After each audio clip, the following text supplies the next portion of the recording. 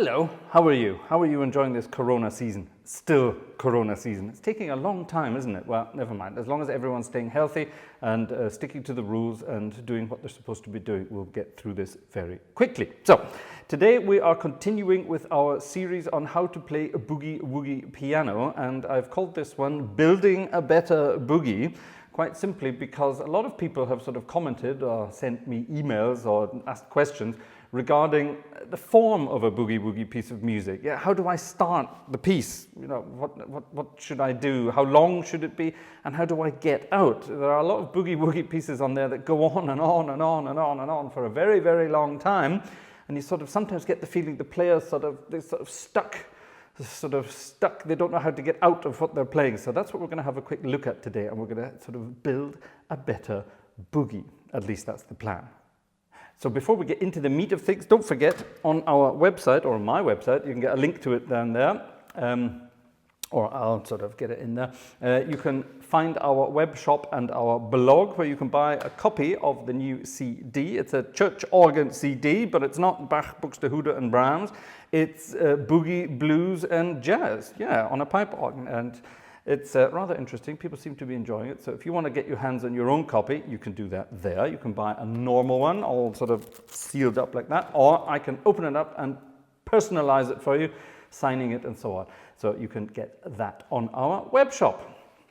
And what if you don't want a copy of the CD? Well, you can still help us out by quite simply giving us a thumbs up, a like for this video. That's very helpful. Thank you very much. It's good for the YouTube algorithm, apparently. I have no idea how it works. I don't think anybody really knows how it works, but if you give this video a thumbs up, it helps. You can also help us out by subscribing. That's also a help. And you can help us further by forwarding these videos to all your friends and family and even enemies. Maybe they want to know something about boogie woogie music on a piano.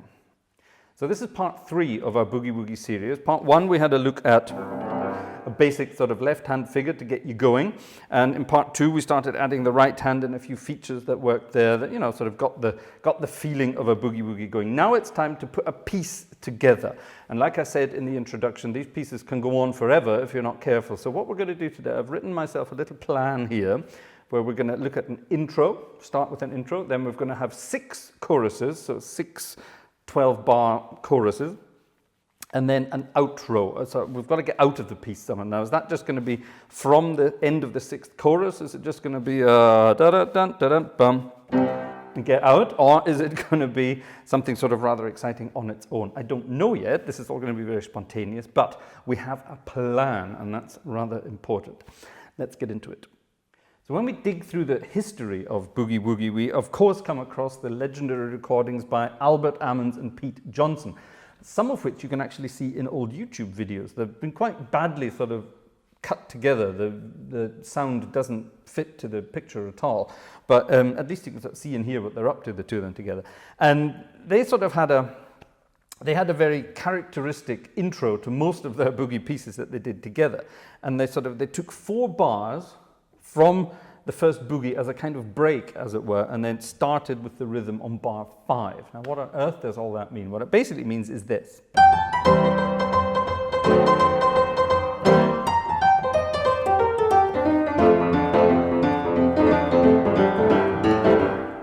Okay? So they played 4 bars of something, we'll look at that in a minute, and then they start on bar 5. So it's basically the first chorus. Yeah, the intro and the first chorus belong together. So let's have a quick look at that and see exactly what they're doing there. They're playing a C chord. Let's say we're in a boogie in C major. So a C. And then C diminished. If you don't know what that means, look it up. C diminished, and then C7. And then there's a kind of break figure. And then off we go with the boogie rhythm. Yeah? So that's one way of doing it. Now, another way of doing it would be to have an intro on its own, as it were. So it's not part of the first chorus. You know what I mean? So we're going to play 8 bars in the style of something.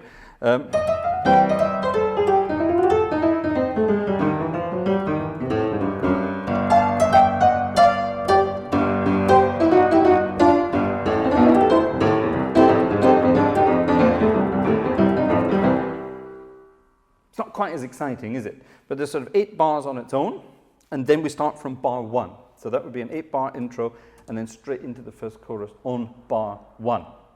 So let's say those are 2 options that we now have. We can do our Albert Ammons Pete Johnson variation, 4 bars of the first chorus, taking us to bar 5, so like a break. We'll talk about a break in a minute when we get into the meat of things.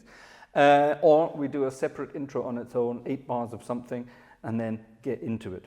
Which do you think is better? You can comment below. I'd be interested to find out. So I just used the word break. And a break is basically that. It's a little break in the music. And it's there to sort of break things up a bit, yeah, to sort of, take a breath, as it were, yeah. Now, in every kind of music, there's a break somewhere, yeah. You can't just sort of start a piece of music and go right through to the end, full power the whole way. It's just not very aesthetically pleasing, even this kind of music. Even the heaviest of heavy metal music has breaks, yeah. It's just an important aesthetic feature of all music. There we are, we're being very poetic today, aren't we? And in Boogie Woogie, those breaks are normally found at the beginning of a chorus, yeah? And we sort of use them to lead on to a new feature, to lead on to a new part of the keyboard we want to play, or just to sort of show off some kind of technical thing we've learned, yeah? And so they're there to give the left hand a break sometimes. Your left hand's bashing away at the bottom of the piano most of the time. Sometimes a 4-bar break would be quite handy. And it's also, of course, for the listeners to give them a little break from the relentless rhythm that's going on there, to sort of show them that something else is appearing. So let's have a look at a break in a little more detail. So how do I play breaks? Well, as you know, I come from Scotland originally, and I sometimes like to build in a little bit of a little homage on my home country in there, and I sort of put the Scotland the Brave theme. Yeah, I sort of put that in the beginning of a break. So when I'm playing, let's say, the end of a chorus,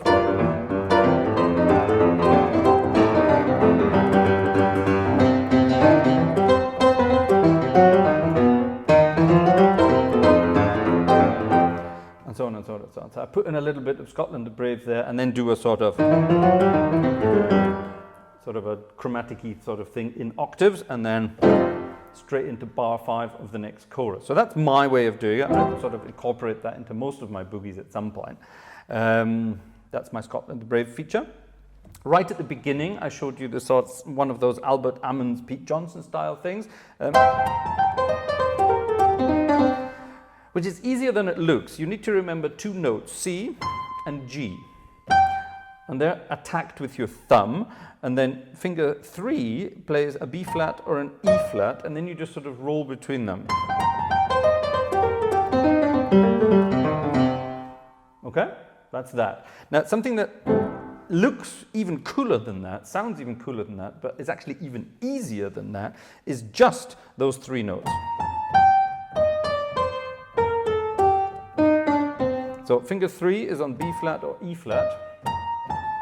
And then you just play 3, 2, 1, 3, 2, 1, 3, 2, 1, 3, 2, 1. And if you do that really fast, it looks pretty cool. And if the piano wasn't so sort of swollen up because of all the humidity we have at the moment, it would have worked. I'll try it again. Something wants to stick there the whole time. But yeah, you get the idea, yeah? Slowly.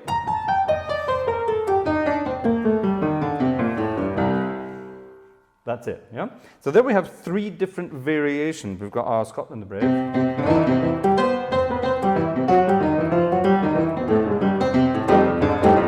Yeah, or our Pete Johnson.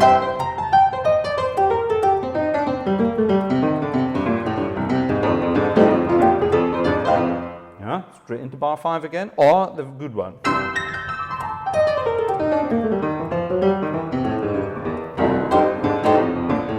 Yeah, and a little bit of cheating at the end to, turn it around and make it a bit more interesting. You can do anything you like as long as it sounds kind of cool. So, those are 3 different breaks we can use in our piece here that we're going to build. Let's start putting it together. We're now going to start putting this piece together, and we just did the German version of this scene, so I've written here 4 bars. We're going to stick to our 4-bar intro, taking us straight into number 1, chorus number 1. And I've decided that chorus number 1 is just going to be a simple rhythmic feature. So I'm going to write here rhythm riff. Okay, what is a riff? A riff is a repeated rhythmic or melodic element that you find throughout this kind of music. So we're going to have our 4-bar intro. Let's stick to the C diminished, and then C7, and then something, and then straight into bar 5 on F. Okay, so let's do that.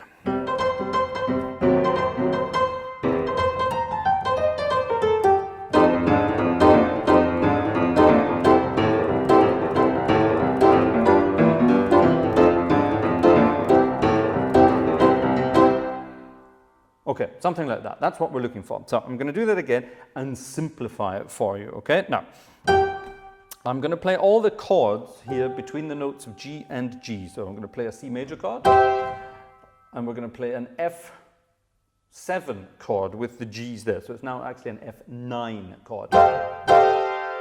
And then a C6 again, and there a G7.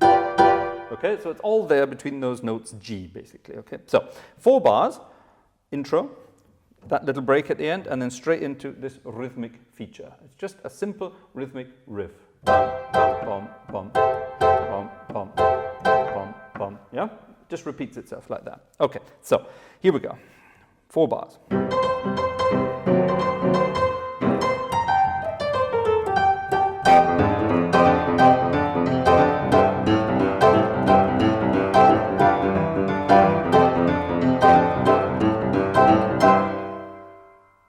That's all right, isn't it? We can do it like that.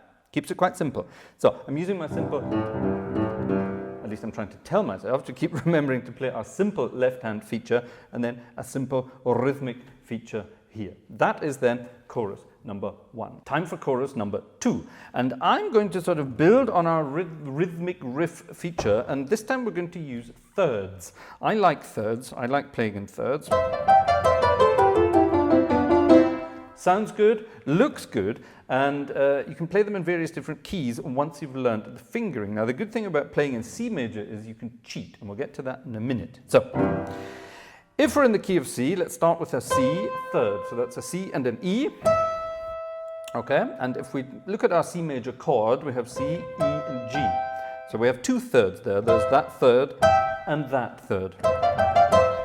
And if we take some black notes on the way, then we've got a little riff, a feature. So how about that?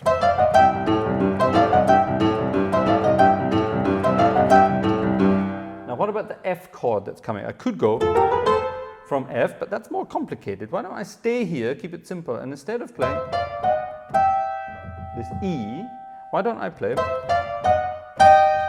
an F, an E flat instead? Why don't I stay there with my fingers?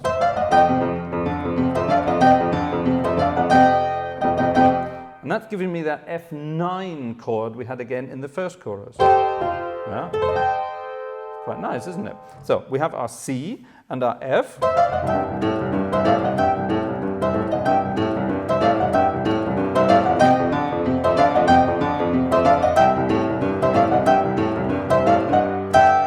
Ooh. What do we do when we get to G then? Well, it doesn't quite sound right, does it? We've got those notes that are fighting with each other there, but what if I keep our third feature running? What if I just play thirds all the way down the keyboard like a kind of break on the G chord? How's that going to sound?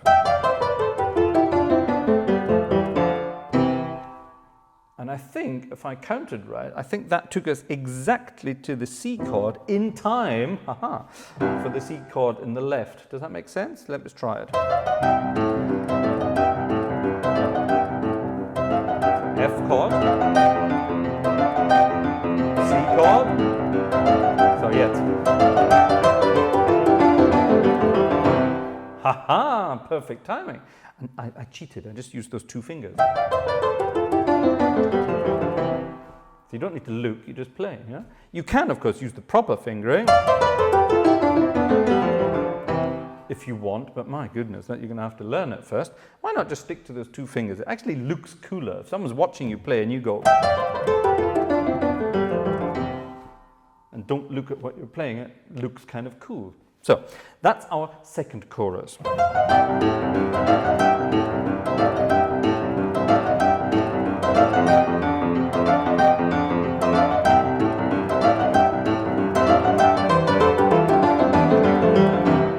Ha-ha! I like it. Moving on. I'm going to let you into another cheating secret. Looks good, sounds good, dead easy to play. We're just going to call it the tremolo effect. Let me write this in here. Trem. So what we're going to do is we're going to take a G at the top, a G at the bottom, and we're just going to wiggle between them the whole time. Okay, as fast as we can, or as fast as the piano will allow it. Let's say like that. And that's it. We're going to do that for the whole chorus. But will that fit? Of course it will fit. C major, G, F9. We know that fits. That is the note we want. And a G chord obviously has a G in it. So let's stick to the Gs. I'm just going to play one chorus and wiggle between these the whole time. Ready? 1, 2, 3.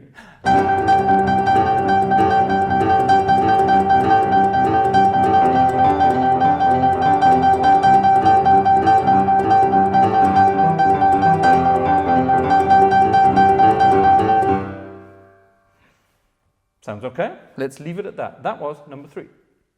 Time for number 4. So we've had some thirds, we've had some tremolos, and at the very beginning we had our riff. Now I think it's time for a break. So 4-bar break. Let's choose this sort of Ammons-Johnson break.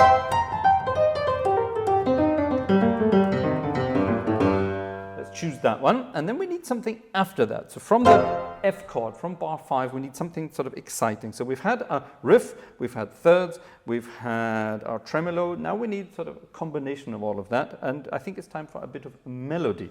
So a melody means a single line of music, and let's just take the notes from what we've already got. So we've got our C6 chord, F9 chord, yeah, there we go, and the G7 chord. Okay, so we've got those notes to choose from, or we can take notes from our thirds. Here's the bottom, here's the top. Yeah, and if we do the same on an F, or on a G, yeah, so we now have a lot of notes to choose from. We can even put a bit of tremolo in there if we want. I'm not going to though. So let me just sort of improvise a melody around what I've just said. So from the thirds, from the chords, single melody, no chords, just a single melody. So 1, 2, 3.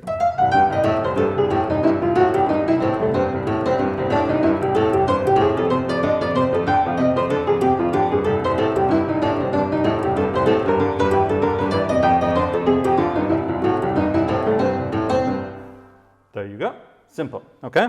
Looked complicated. I'm speaking German. Looked complicated, but it wasn't. Okay. It was just using those notes that we've said we're going to use. A little trick for you to make it sound better, excuse me, make sure you're playing chord notes on the strong beats, yeah? So what you play in between doesn't matter, but on the strong beats of the bar, make sure you're playing chord notes. So when it's a C chord, make sure it's a C, an E, a G, or a B flat, C7, and so on and so on and so on for the other chords, okay? So that was my melodic idea. Now let's put that break in that we said we were going to have, and then a sort of melodic chorus. That's the word I'm looking for. Now we're going to come out of our tremolo chorus, then we've got our break, and then off we go with the melody from bar 5, okay? So things to think about.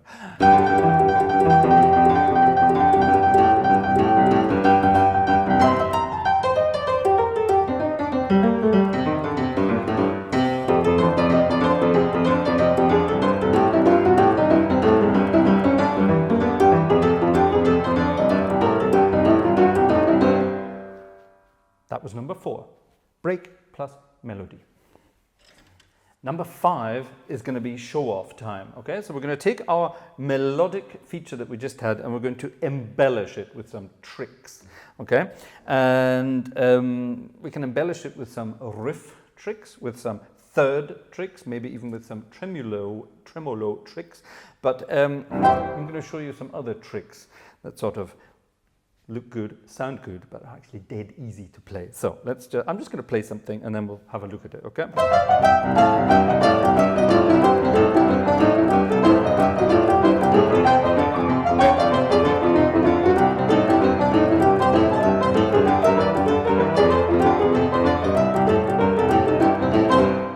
Haha. Okay, so was habe ich? Aha, what did I just play? Let's have a closer look. I played some 30 things. I played some simple melody. And then I played a sort of a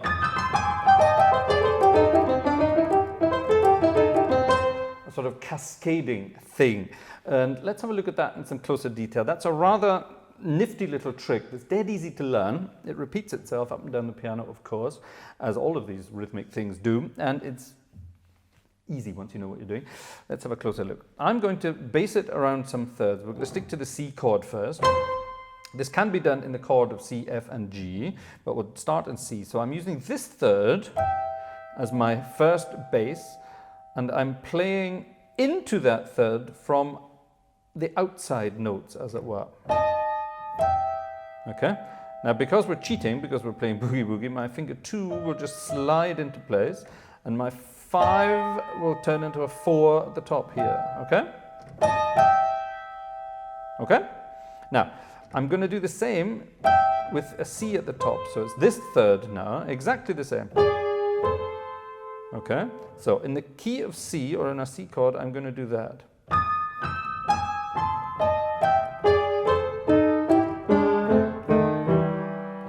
Okay, now to make it sound even more exciting, I'm going to use my thumb on some sort of anchor points along the way. And we've already had the anchor points C and G today for our break at the very beginning, so why not include them? Keep it simple again. So feature number 1, C. Feature number 2, G, and again.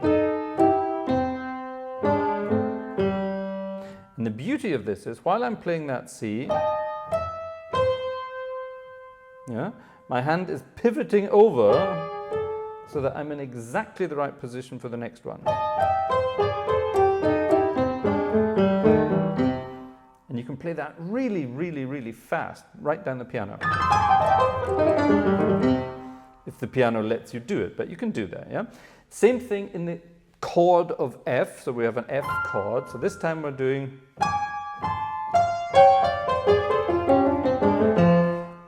based around C and A at the top, and then 1 on F, over we go,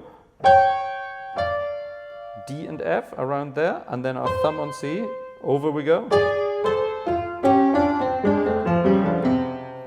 and then of course in G it's just exactly the same thing, 1 higher, so there's our third at the top,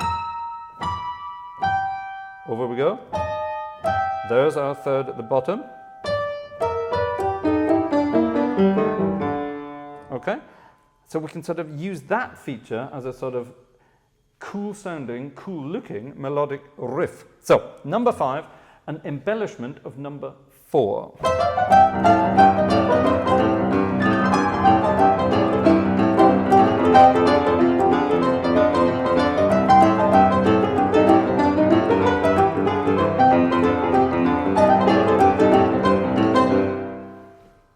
Number 5 is therefore our show-off number. Pretty good, eh? And finally, to the end of our little piece. Now we have to let the listeners know that we're ending. So we have to sort of build up to the end somehow, yeah? The whole point is they should sort of know, oh, it's coming to an end. What a terrible shame. But we have to let them know. Now, I'm just going to show you the end that we're going to use. We're going to use a sort of Count Basie style end. Remember Count Basie? Count Basie, the king of cool, probably the best big band leader that ever was. He did it very simply with 3 notes to be really sort of cool and chilled about it. We're going to do it in a boogie style with big chords, okay? So we're going to play a D minor 7 chord or an F6 chord. I mean, it's the same, but with a C at the top. That's the important thing. Then we're going to play our diminished chord, still with a C at the top, and then C6. Still with C at the top. So when we get to the end of the piece, we're going to go dee da dee da da dee da da da. And then bang on the lowest C we can down there. So that's our Count Basie ending. Now, that is a sort of incorporated ending. That's not an ending on its own after the chorus finishes. That is the end of the chorus. So we're in our G chord.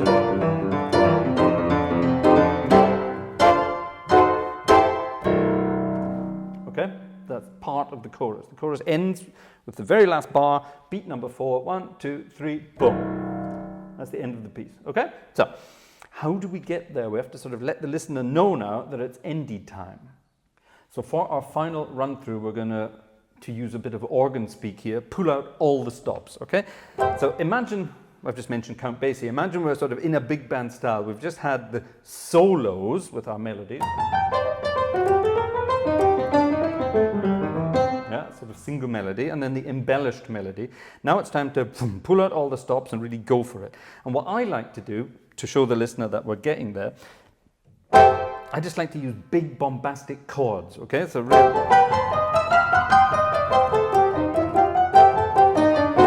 okay? Chords with lots of movement in between it. So it looks a bit messy at the time, but when you get up to speed, it's pretty cool. So always in octaves.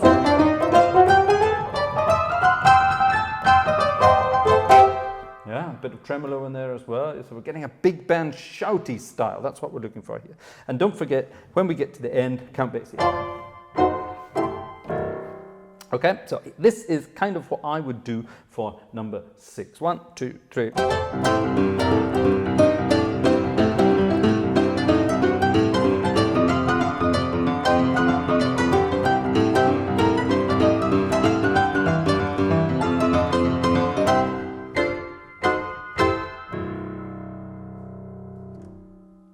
That's the kind of thing we're going to do.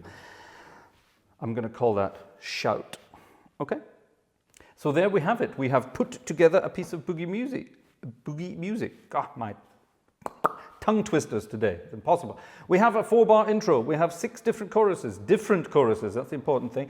And then we end the piece. That's also very important. An old band boss of mine used to say, look, if you can't say it quickly, then just don't say it at all. Yeah? He was not a fan of people who sort of played 15-minute pieces and just sort of waffled on and on and on. You know, eventually you run out of new ideas, so you start repeating everything the whole time. Yeah.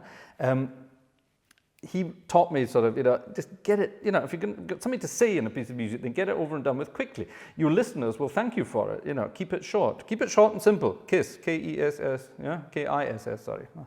I can't speak English anymore. This is terrible. I need to post a lot more English language videos so I get my English back up to scratch. So keep it short and simple. KISS. There we have it.